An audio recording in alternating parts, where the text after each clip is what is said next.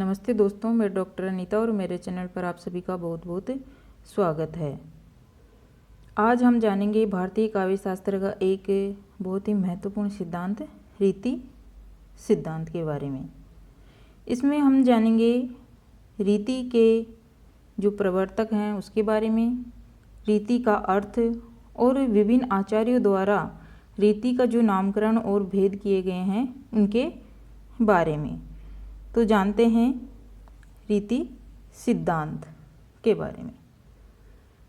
रीति सिद्धांत या जो संप्रदाय है उसके जो प्रवर्तक हैं वो आचार्य वामन माने जाते हैं। इन्होंने रीति को काव्य की आत्मा माना। रीति आत्मा काव्य से, यानी रीति काव्य की आत्मा है, ऐसा इनका मानना है। ऐसी बात नहीं है कि आचार्य वामन ने संस्कृत काव्य शास्त्र में रीति शब्द का पहली बार प्रयोग किया हो। रीति शब्द का प्रयोग ऋग्वेद से आरंभ होकर संस्कृत वाङ्मय में अनेक बार हुआ है, लेकिन काव्य शास्त्र में रीति शब्द का जिस अर्थ में प्रयोग किया जा रहा है उस अर्थ में इसका प्रयोग सबसे पहले भरत मुनि के नाट्य शास्त्र में हुआ है। और नाट्य शास्त्र के रचयिता कौन माने जाते हैं? भरत मुनि माने जाते हैं। और भरत मुनि ने रीति शब्द का प्रयोग न करके प्रवृत्ति शब्द का प्रयोग किया है, और इसका मतलब जो है या तात्पर्य जो है वो रीति से ही है। तो सबसे पहले देखेंगे रीति शब्द का व्युत्पत्ति परक अर्थ। रीति शब्द संस्कृत की रीड धातु में कतिन प्रत्यय के जुड़ने से बना है। रीति शब्द जो है संस्कृत की रीड धातु में कतिन प्रत्यय के जुड़ने से बना है। शब्दकोश के अनुसार रीति शब्द के अनेक अर्थ प्राप्त होते हैं, जैसे मार्ग, पंथ, विधि, पद्धति, शैली, ढंग, तरीका। ये शब्दकोश के अनुसार रीति शब्द के अर्थ हमें देखने को मिलते हैं। अर्थात किसी भी व्यक्ति के द्वारा कार्य करने का जो तरीका काम में लिया जाता है उसे ही रीति कहा जाता है। रीति यानी जो शैली है, कोई भी काम करने की जो ढंग है, काम करने का कोई भी जो तरीका है, या जिस मार्ग के द्वारा गमन किया जाता है या जिस मार्ग के द्वारा कोई काम किया जाता है वही क्या है? रीति है। तो किसी भी व्यक्ति के द्वारा उसके जो काम करने का तरीका है वही क्या है? रीति है। काव्य शास्त्र में रीति से तात्पर्य है। अब काव्य शास्त्र में रीति से क्या तात्पर्य है कि काव्य रीति यानी काव्य की रीति यानी उसका तरीका, काव्य को रचने का तरीका, काव्य का मार्ग, काव्य का पथ, ये काव्य शास्त्र में रीति से मतलब है।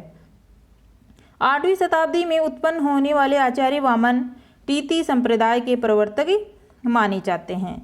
रीति संप्रदाय के प्रवर्तक कौन है? आचार्य वामन है, और इनका जो समय काल है वो है 8वीं शताब्दी। इन्होंने स्वरचित काव्य अलंकार सूत्रवृत्ति रचना में रीति की परिभाषा देते हुए कहा है। इनके ग्रंथ का नाम है काव्य अलंकार सूत्र प्रवृत्ति। इन्होंने कहा है कि विशिष्टा पद रचना रीति, अर्थात कवि विशेष की विशिष्ट पद रचना ही क्या है? रीति कहलाती है। विशेषो गुणात्मा, और फिर इन्होंने विशिष्ट शब्द की को परिभाषित करते हुए कहा है कि विशेषो गुणात्मा। इन्होंने विशिष्ट शब्द का अर्थ गुणों से भी स्वीकार किया है। आचार्य वामन ने रीति आत्मा काव्य से यह कथन लिखकर रीति को काव्य की आत्मा माना है। आगे देखेंगे काव्य रीतियों का नामकरण और उनके जो भेद आचार्यों ने माने हैं वो। तो सबसे पहले देखेंगे कि आचार्य वामन ने इसका नाम रीति ही रखा और इसके 3 भेद किए, वैदर्भी, गौड़ी और पांचाली। फिर जो आगे आचार्य हैं भरत मुनि जो नाट्य शास्त्र के रचयिता माने जाते हैं, इन्होंने ही सबसे पहले रीति शब्द का प्रयोग किया था, और इन्होंने रीति शब्द का प्रयोग न करके किसका प्रयोग किया था? प्रवृत्ति। यहाँ पे वृत्ति नहीं है, यहाँ पर प्रवृत्ति आएगा। प्रवृत्ति शब्द का प्रयोग किया और इसके 4 भेद इन्होंने किए, अवंती, दाक्षिणात्य, पांचाली और मागधी। भरत मुनि ने 4 भेद किए। फिर आचार्य जो भामह हैं उन्होंने रीति के लिए मार्ग शब्द का प्रयोग किया और इसके 2 भेद किए, वैदर्भी मार्ग और गौड़ीय मार्ग। अगले जो आचार्य हैं वो हैं आचार्य दंडी। इन्होंने भी रीति के लिए मार्ग शब्द का प्रयोग किया और इन्होंने भी 2 भेद किए, वैदर्भी मार्ग और गौड़ीय मार्ग। फिर आचार्य जो रुद्रट हैं इन्होंने भी वामन के समान रीति शब्द का प्रयोग किया और इसके 4 भेद माने, वैदर्भी रीति, इसको असमासा कहा है इन्होंने, गौड़ीय रीति दीर्घ समासा, पांचाली रीति लघु समासा और जो चौथी रीति इन्होंने लाटी रीति मानी, इसको उन्होंने मध्य समासा कहा। फिर जो आचार्य हैं वो हैं आनंद वर्धन। इन्होंने रीति के लिए पद संगठना शब्द का प्रयोग किया और इन्होंने 3 भेद किए रीति के, असमासा, मध्य समासा और दीर्घ समासा। असमासा को इन्होंने वैदर्भी और मध्य समासा को इन्होंने पांचाली और दीर्घ समासा को इन्होंने गौड़ीय रीति कहा। आचार्य कुंतक इन्होंने भी रीति के लिए मार्ग शब्द का प्रयोग किया और 3 भेद किए, सुकुमार मार्ग, विचित्र मार्ग और मध्य मार्ग। अगले जो आचार्य हैं अपने वो हैं मम्मट। मम्मट ने रीति के लिए वृत्ति शब्द का प्रयोग किया और इसके 3 भेद किए, उपनागरिका वृत्ति, परुषा वृत्ति और सुकोमला वृत्ति। फिर आचार्य जो राजशेखर हैं इन्होंने रीति के लिए वचन विन्यास क्रम शब्द का प्रयोग किया और 2 रीतियां अलग से मानी, यानी कुल 5 रीतियां मानी इन्होंने, वैदर्भी, गौड़ी, पांचाली। इसके अलावा मागधी और मैथिली रीति राजशेखर ने मानी। फिर आचार्य जो भोजराज हैं इन्होंने रीति शब्द का प्रयोग किया और इन्होंने 6 रीतियां मानी, वैदर्भी, गौड़ी, पांचाली और लाटी के अलावा मागधी और अवंती। अवंती का ये इस शब्द का प्रयोग किन्होंने किया? भोजराज ने। अवंती का रीति भोजराज ने मानी। तो इन रीतियों से संबंधित जो नामकरण किए हैं या जो भेद इन आचार्यों ने किए हैं उनसे संबंधित कुछ विशेष तथ्य देख लेते हैं। साहित्य में काव्य रीतियों का सर्वप्रथम वर्गीकरण आचार्य भरत मुनि के द्वारा प्रवृत्ति के नाम से किया गया था। साहित्य में काव्य रीतियों का सबसे पहले वर्गीकरण किसने किया था? भरत मुनि ने किया था और वो प्रवृत्ति के नाम से किया था। इन्होंने भारत के विविध प्रदेशों की भाषागत विशेषताओं के आधार पर प्रवृत्ति के 5 भेद माने थे। फिर समास के आधार पर काव्य रीतियों का वर्गीकरण करने वाले सर्वप्रथम विद्वान आचार्य रुद्रट माने जाते हैं। रुद्रट ने समास के आधार पर काव्य रीतियों का वर्गीकरण किया था। आचार्य रुद्रट ही लाटी रीति की अवधारणा प्रस्तुत करने वाले सर्वप्रथम विद्वान माने जाते हैं। आचार्य राजशेखर के द्वारा मैथिली और मागधी नामक 2 नई काव्य रीतियों का प्रतिपादन किया गया था। उपर्युक्त वर्गीकरण के आधार पर वर्तमान में काव्य रीति के प्रमुखतः 3 भेद ही माने जाते हैं, वैदर्भी रीति, गौड़ी रीति और पांचाली रीति। वर्तमान में 3 ही रीतियां मानी जाती है, वैदर्भी, गौड़ी और पांचाली। वैदर्भी रीति के बारे में सबसे पहले देखेंगे। इस रीति में श्रुति मधुर एवं सुकोमला पदावली का प्रयोग किया जाता है। वैदर्भी जो रीति है इसमें श्रुति मधुर यानी सुनने में मधुर लगने वाली सुकोमला पदावली का प्रयोग किया जाता है। इस रीति में संयुक्ताक्षरों एवं सामासिक पदों का लगभग पूर्ण अभाव पाया जाता है। संयुक्ताक्षर 4 होते हैं, छ, त्र, ज्ञ और स्र, और सामासिक पदों का इनमें अभाव रहता है वैदर्भी रीति में। इस रीति में ट वर्गीय वर्णों का भी लगभग पूर्ण अभाव होता है, परंतु 1-2 स्थानों पर अल्प प्राण ट वर्गीय वर्णों ट, ड और ण का प्रयोग किया जा सकता है, यानी अल्प प्राण किसी भी वर्ग के जो पहला, तीसरा और पांचवा वर्ण जो होते हैं वो अल्प प्राण होते हैं। यह रीति श्रृंगार, हास्य, करुण, शांत इत्यादि रसों की रचना के लिए उपयुक्त मानी जाती है। वैदर्भी जो रीति है वो श्रृंगार, हास्य, करुण और शांत रसों के लिए उपयुक्त मानी जाती है। आचार्य दंडी एवं आचार्य वामन के अनुसार इस रीति में सभी 10 काव्य गुणों का समावेश माना गया है। 10 शब्द गुण और 10 अर्थ गुण माने गए हैं आचार्य वामन के अनुसार, और उन सभी का 10 शब्दगत और 10 अर्थगत जो गुण हैं उनका समावेश वैदर्भी रीति में वामन ने किया है। जबकि आचार्य मम्मट के अनुसार इस रीति में माधुर्य गुण की प्रधानता मानी जाती है। आचार्य मम्मट जो हैं इस वैदर्भी रीति में माधुर्य गुण की प्रधानता को मानते हैं। प्रारंभ में विदर्भ प्रदेश महाराष्ट्र के कवियों के द्वारा अधिक प्रयुक्त किए जाने के कारण इसका नाम वैदर्भी रखा गया। वैदर्भी रीति का नाम विदर्भ प्रदेश के कवियों के द्वारा प्रयुक्त किए जाने के कारण इसका नाम वैदर्भी रखा। अब वैदर्भी रीति का एक उदाहरण देख लेते हैं कि राम को रूप निहारती जानकी, कंगन के नग की परी छाही, याते सबे सूदी भूली गई, कर टेकी रही पल टारत नाही। यानी राम को रूप निहारती जानकी, यहाँ पर जानकी यानी जो सीता है, माता है, वो राम का जो रूप है उसको निहार रही है।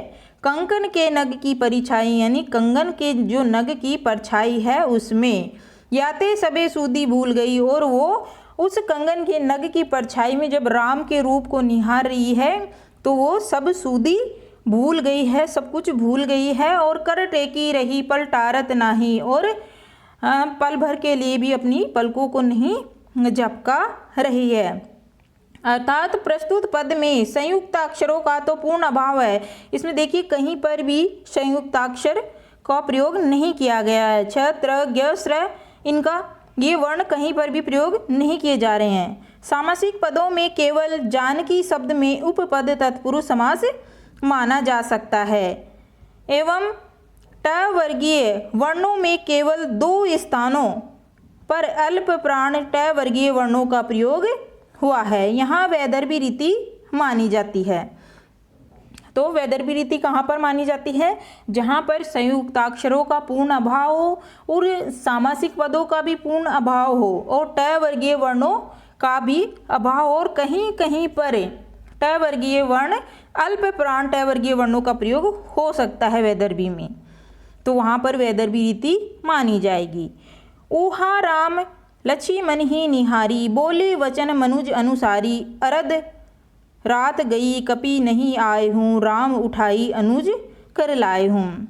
अभी ये जो दूसरा उदाहरण है इसमें देखिए कहीं पर भी संयुक्ताक्षरों और सामासिक पदों या ट वर्गीय वर्णों का प्रयोग नहीं हुआ है, तो इसमें वैदर्भी रीति मानी जा सकती है। अगली जो रीति है वो है गौड़ीय रीति। इस रीति में श्रुति, कटु एवं कठोर वर्णों का प्रयोग अधिक किया जाता है। गौड़ी जो रीति है उसमें सुनने वाले कठोर वर्णों का अधिक प्रयोग किया जाता है। इस रीति में संयुक्ताक्षरों एवं सामासिक पदों का अत्यधिक प्रयोग किया जाता है। वैदर्भी रीति में तो क्या था कि जो संयुक्ताक्षर और सामासिक पद है उनका पूर्ण अभाव होता था, उनका प्रयोग नहीं किया जा सकता था, और जबकि गौड़ी जो रीति है उसमें संयुक्ताक्षर और सामासिक पदों का ज़्यादा से ज़्यादा प्रयोग किया जाता है। इस रीति में ट वर्गीय महाप्राण ध्वनियों का अधिक प्रयोग किया जाता है। महाप्राण यानी किसी भी वर्ग के जो दूसरे और चौथा जो वर्ण होता है वो महाप्राण होता है, तो महाप्राण ध्वनियों का प्रयोग गौड़ी रीति में किया जाता है। यह रीति रौद्र, वीर, भयानक, विभत्स इत्यादि रसों के लिए अधिक प्रयुक्त मानी जाती है। गौड़ी रीति में रौद्र, वीर, भयानक, विभत्स इस तरह की जो इन रसों से संबंधित जो रचनाएं होती है उनका प्रयोग अधिक किया जाता है उन रचनाओं में। आचार्य दंडी एवं वामन के अनुसार इस रीति में ओज और कांति गुणों की प्रधानता मानी जाती है। आचार्य जो वामन और दंडी है उन्होंने गौड़ी रीति में ओज और कांति गुणों की प्रधानता को माना है, जबकि मम्मट के अनुसार इसमें केवल ओज गुण की प्रधानता मानी जाती है। प्रारंभ में गौड़ प्रदेश बंगाल के कवियों के द्वारा अधिक प्रयुक्त किए जाने के कारण इसका नाम गौड़ी रीति रखा गया है। गौड़ प्रदेश के कवियों के द्वारा प्रयोग किए जाने के कारण इसका नाम क्या रखा गया है? गौड़ी रीति रखा गया है।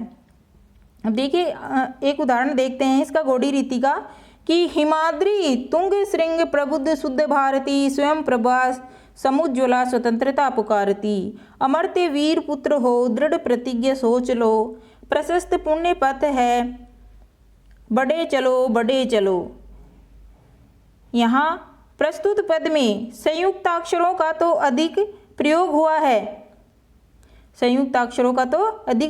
है, और हिमाद्री स्वयं प्रभा समुज्ज्वला अमर्त्य जैसे सामासिक पदों का भी प्रयोग हुआ है, एवं दृढ़ और बड़े शब्दों में ट वर्गीय महाप्राण ध्वनियों का प्रयोग हुआ है। इस कारण से यहाँ पर गौड़ी रीति मानी जाती है। फिर अगली जो अपनी रीति है वो है पांचाली रीति। यह वैदर्भी एवं गौड़ी के बीच की रीति मानी जाती है। पांचाली जो रीति है वो वैदर्भी एवं गौड़ी के बीच की रीति मानी जाती है। इस रीति में संयुक्ताक्षरों सामासिक पदों एवं ट वर्गीय वर्णों का मध्य प्रयोग किया जाता है। वैदर्भी रीति की तरह यह रीति भी श्रृंगार हास्य करुण शांत इत्यादि रसों की रचना के लिए उपयुक्त मानी जाती है। ये पांचाली जो रीति है वो वैदर्भी रीति की तरह ही श्रृंगार हास्य करुण और शांत रसों की रचना के लिए मानी जाती है। आचार्य दंड एवं आचार्य वामन के अनुसार इस रीति में प्रसाद एवं माधुर्य गुणों की प्रधानता मानी जाती है, जबकि आचार्य भामह के मतानुसार इस रीति में केवल प्रसाद गुणों की ही प्रधानता मानी जाती है। प्रारंभ में पांचाल प्रदेश के कवियों के द्वारा अधिक प्रयोग किए जाने के कारण इस काव्य रीति का नाम पांचाली रीति रखा गया। पांचाली रीति क्यों रखा गया? पांचाल प्रदेश के जो कवि थे उन कवियों के द्वारा अधिक प्रयोग किए जाने के कारण इसका नाम पांचाली रीति रखा गया। और इसका एक उदाहरण देखते हैं कि या लकुटी अरु कामरिया पर राज तिहूँ पुर को तजी डारो आठहूँ सिद्धि नवो निधि को सुख नंद की गाय चराय बिसारो रस खानी कबो इन आखिन सो ब्रज के वन बाग तड़ाग निहारो कोटिक हवे कलदोत के धाम करिल के कुंजन ऊपर वारो। ये रसखान कवि इसमें कह रहे हैं कि यह लकुटी और कामरियाँ, ये लकड़ी और ये कंबल जो हैं राज तिहूँ पुर को तजी डारो, अगर मुझे ये लकड़ी और ये कंबल मिल जाए तो मैं तिहूँ यानी तीनों लोकों का जो राज है उसको त्याग दूँ। आठहूँ सिद्धि नवो निधि को सुख नंद की गाय चराओ बिसारो, और नंद की गाय चराने का सुख मुझे मिल जाए तो मैं जो आठों सिद्धि और नवो निधि का सुख है उसको भी त्याग दूँ। कबो रसखानी कबो इन आखिन ते ब्रज के वन बाग तड़ाग निहार। रसखान कवि कह रहे हैं कि कब मैं इन आँखों से ब्रज के वन बाग तड़ाग जो तालाब हैं इनको निहारूंगा देखूंगा। कोटि के हवे कलदोत के धाम यानी करोड़ों जो कलदोत के धाम हैं उन करील के कुंजन ऊपर वारों में इनके कुंजन के ऊपर वार दूंगा। तो प्रस्तुत पदों में सामासिक पदों का तो लगभग पूर्ण अभाव है, परंतु कुछ स्थानों पर संयुक्त अक्षरों एवं ट वर्गीय वर्णों का प्रयोग कर दिया गया है, जिसके कारण यहाँ पांचाली रीति मानी जाती है। आगे देखेंगे निष्कर्ष में हम देखते हैं कि रीति सिद्धांत अपने मूल रूप में आगे चलकर मान्य नहीं हुआ, क्योंकि यह काव्य के बाह्य पक्ष को निर्धारित करता है, जबकि परवर्ती आचार्य काव्य के अंतरंग पक्ष को उद्घाटित करने में प्रयत्नशील रहे हैं। रीति की वस्तुनिष्ठ परिभाषा एवं स्थापना काव्य सौंदर्य के चरम सिद्धांत की प्रस्तुति नहीं कर पाते। अब यह केवल रचना मात्र है। आधुनिक शब्दावली में कहें तो एक शैली मात्र ही हैं। तो दोस्तों आज हमने जाना रीति सिद्धांत के बारे में, जिसमें हमने जाना रीति का अर्थ, आचार्यों के विचार और उनके द्वारा किए गए नामकरण और रीति के भेदों के बारे में। आचार्य वामन ने रीति के जो 3 भेद किए हैं, वैदर्भी, गौड़ी और पांचाली, उनके बारे में जाना। और आई होप कि आपको अच्छे से समझ में आया होगा। मेरा वीडियो अच्छा लगा हो तो इसको लाइक, शेयर और सब्सक्राइब करना बिल्कुल ना भूलें। साथ ही बेल आइकन का बटन प्रेस करें ताकि मेरे द्वारा बनाए गए वीडियो का नोटिफिकेशन आप तक पहुंच सके। धन्यवाद।